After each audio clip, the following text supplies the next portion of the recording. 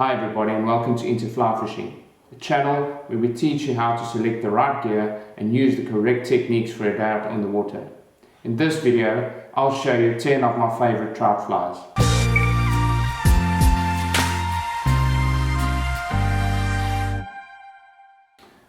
Before we get to the list of the best trout flies, let's first have a look at what makes a good trout fly. In my opinion, there are three characteristics that a fly needs. It either has a good action or movement, it has the correct profile, or it has attractive value, so either a hot spot or an abnormal color or flash that attract a fish's attention. So with movement, I mean something like fur or even some articulated bodies that some of the more modern streamer patterns have. Anything that gives the fly a more natural or attractive movement for a trout.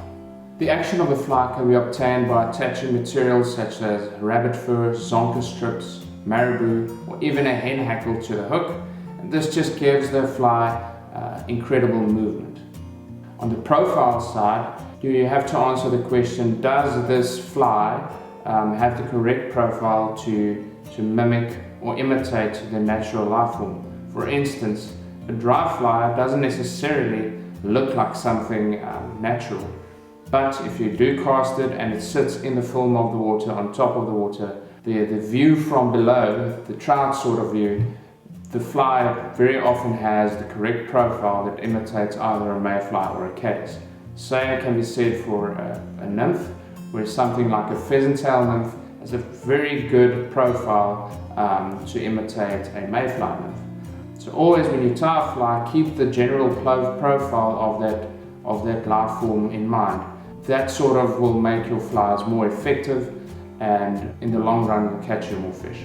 The third aspect is attractiveness, or attractive point on the fly. For instance, adding bright orange tungsten bead to the fly, or even a bright orange collar. Some flash material in the tail or incorporated in the dubbing may act as an attractor as well. So the combination of these three elements make the fly more effective than other fly. So let's have a look at my favorite trout flies. Let's first start off with subsurface flies that fall into the group that we call nymphs. So nymph is a larval stage of a fly such as a mayfly or a caddis, and generally look like a little worm wiggling around, and the nymph is a very good imitation of this life form. Generally, these flies tend to be weighted, which means that they can get down into the water column very fast, where the trout sit and wait and feed on these subsurface life forms.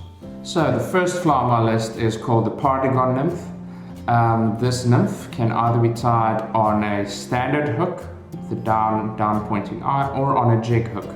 On jig hooks they are quite effective as well, where they prevent snags, especially when you're fishing on the bottom.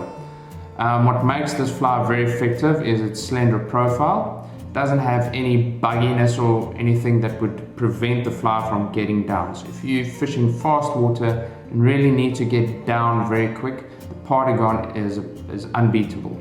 So it incorporates a coq de lion tail with a body made from flash or anything like that, any material like that, and it has a hot spot right here under the wing case.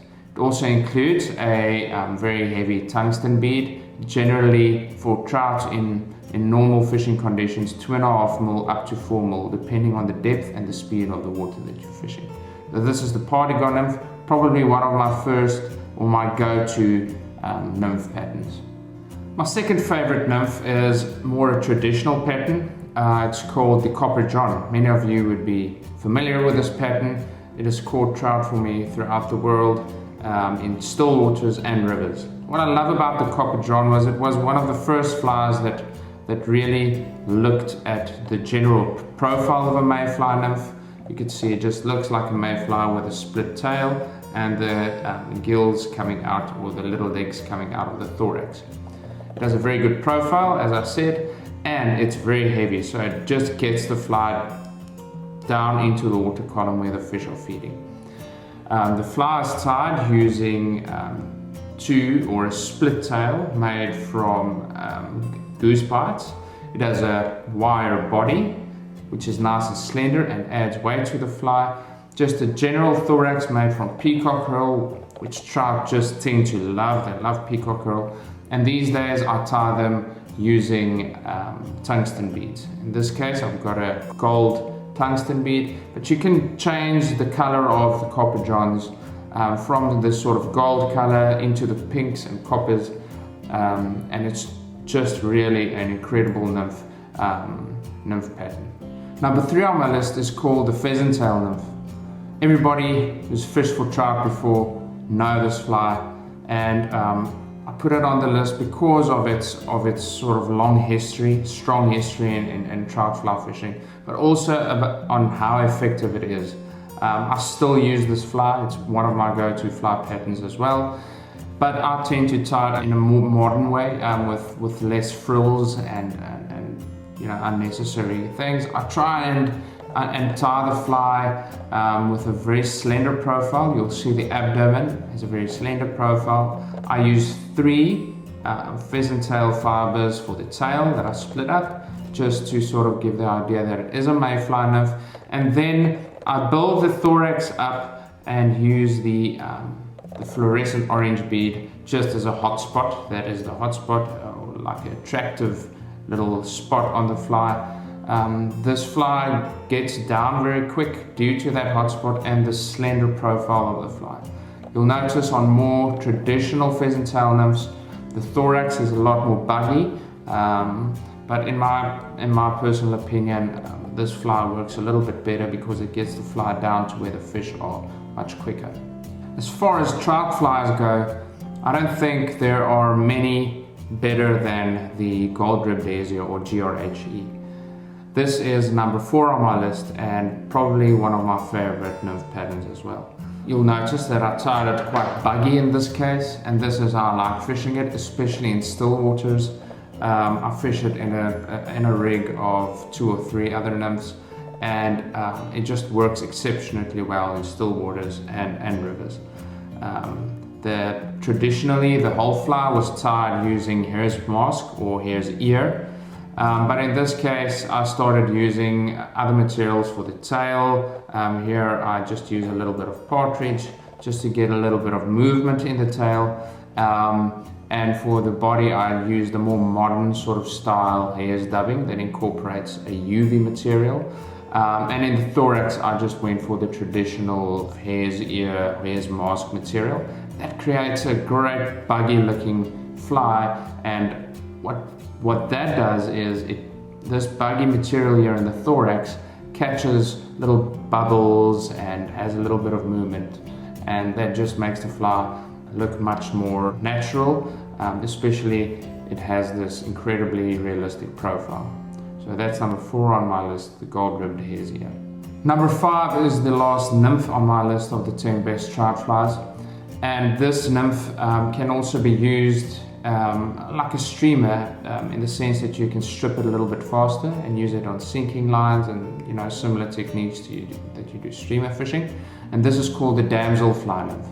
So here in South Africa, this is a very effective still water trout fly, but I love using it in rivers as well, especially when the fish aren't responding very well to other natural flies. You need something that you can move a little bit faster, and this fly works very effectively. So what I've done here is that I used some marabou for the tail, which gives the fly incredible movement. Even when stationary or in slight current, the fly just moves about. And I also included 2 strands of crystal flash in the tail as an attractor. Sometimes when you fish in places where the trout have been targeted very often with a lot of fishing pressure, I'll even leave the flash material on the whole fly out. A very important thing to keep in mind when tying your damselfly nymphs is to keep the body slender. The natural life form, compared to a dragonfly, has a very slender body but a very pronounced head, as you can see here. So I've put in little legs here, which is made from mallard flank, a little bit of flash, like you can see here, as the sort of wing case or just on top of the head, and two pronounced eyes with a very wide head. This fly can be tied in this dark olive, a lighter olive, and it's sort of tan color. And this is one of my favorite stillwater trout flies. If I get to a new stillwater or a lake, I put on this fly in combination with a gold rhodesias, just to sort of probe around. That's the Damselfly, number 5 on our list. So for number 6, I have probably the best and most well-known trout fly of all time, Willy Bugger. Here it's tied in black, and I love using a little bit of a flashy dubbing that is very buggy as the body. Marabou tail just gives the fly once again incredible movement, and then I used a black hen hackle here as the collar, which once again gives it movement, but it is quite stiff. So what happens is, as soon as the fly is stopped, so you strip it and it folds back, and as soon as it stops, this hen hackle just pops forward and just gives this incredible movement to the fly. So that's number 6 on my list, the black Willy Bugger. So if you're fishing in a lake that has a lot of predatory and aggressive trout in it, there's not many patterns that can beat the Bunny Leech. In this case, I tied the Bunny Leech in a very effective color combination that has a red collar and a standard or normal natural rabbit zonker colored strip. Good color combinations for this fly include black and purple, brown and white, standard fire tiger colors which are green, red and yellow. You can really play around with the color combination on this fly. Also, you can play around with the weight. So in this case, I included just a little bit of lead underbody, but you can add tungsten dumbbell eyes, standard bead chain eyes, or tungsten beads. What I like about the tungsten beads is you can play around with the color as well. So for instance, if you've got a pure black sort of Bunny Leech fly and you've got a bright orange tungsten bead, it looks like a pattern called an egg-sucking leech. What makes this fly so effective is its big profile and the incredible movement that the fly has. So that's number 7 on our list, the Bunny Leech. So now that we're done with the subsurface flies, which are nymphs and streamers, my final 3 flies are all on the surface, or also known as dry flies.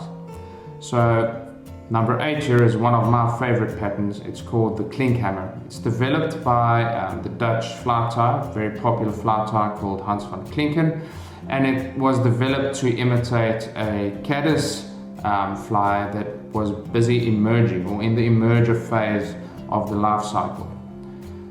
This fly has very specific materials included in it, which includes polyon for the abdomen and polyon for the post. What the polyon does is it has very good absorbent properties, which makes it possible to proof the fly very well. So you apply floatant to this post, which keeps the fly afloat. So it's not just the hackle that keeps the fly afloat.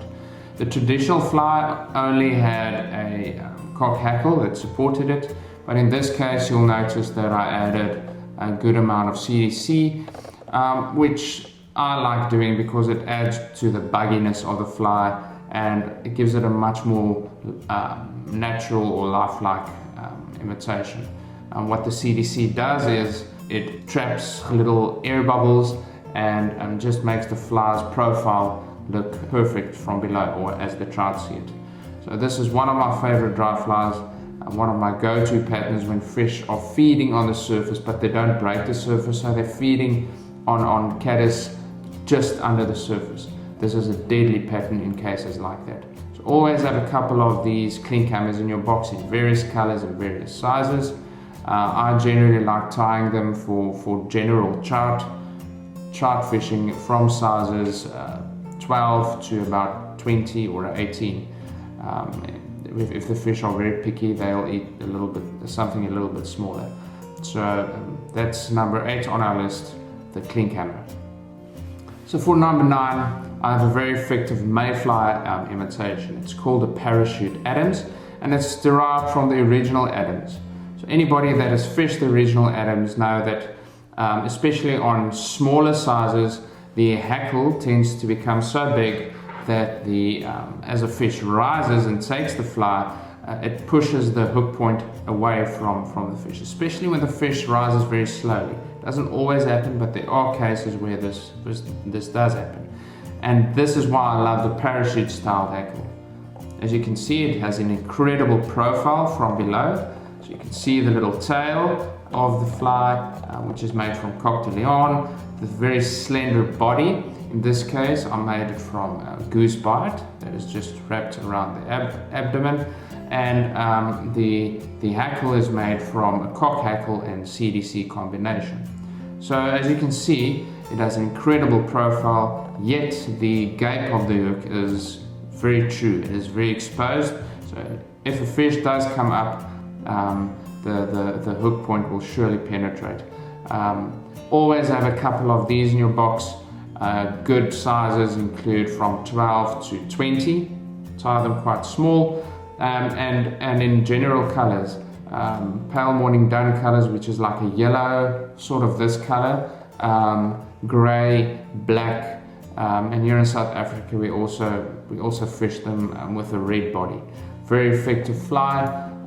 What I love about this fly is that it lands very softly, and it has a very big profile, and it just attracts fish from quite a distance. So that's number 9 on my list. It's called the Parachute Adams. And last but definitely not the least, one of my go-to caddis patterns is called the CDC Elk. So it's obviously clearly derived from the caddis elk pattern, which the abdomen was mainly made from dubbing and a hackle, but the abdomen in this case and the underwing is made from a single CDC wing feather. So that does two things. That speeds up the tying process considerably. You can whip out these flies under 3 minutes, and it also traps those little air bubbles, which gives the fly this natural looking bugginess and incredible profile from below. What I love doing is always find a couple of these in my box that I include a couple of legs to them right here where I form the head of the fly, and in cases like that I can also use this fly as a small hopper, and if the fish don't react to those legs, I can simply cut them off. So very effective fly, and it's also a good dry fly to use in dry dropper rigs. It's a good searching pattern. If you're new to a stretch of water, pop on a size 14 CDC Elk and just fish it and just look under the fly. So either the fish will come and smash the fly and eat it and you're on, or the fish will come up from quite a distance and just turn underneath it, and then you know those fish are there and they're looking up, and then you can start playing around with fly selection. That's number 10 on my list, and that completes our list of the 10 best trout flies, the CDC Elk. So I hope that you guys found this video interesting about the 10 best trout flies, and if you did, please subscribe to our channel and turn on the notifications that you can be notified as soon as we release any new and interesting content. The link to the full article can be found below the video, and in there we go into depth a little bit more about how to select the best flies, and we also share a couple more patterns that work in very specific scenarios. Please leave any comments, questions or suggestions below the video. I would love to hear your thoughts, especially on what your favorite trout flies are and where and how you use them. Until we see each other again, cheers.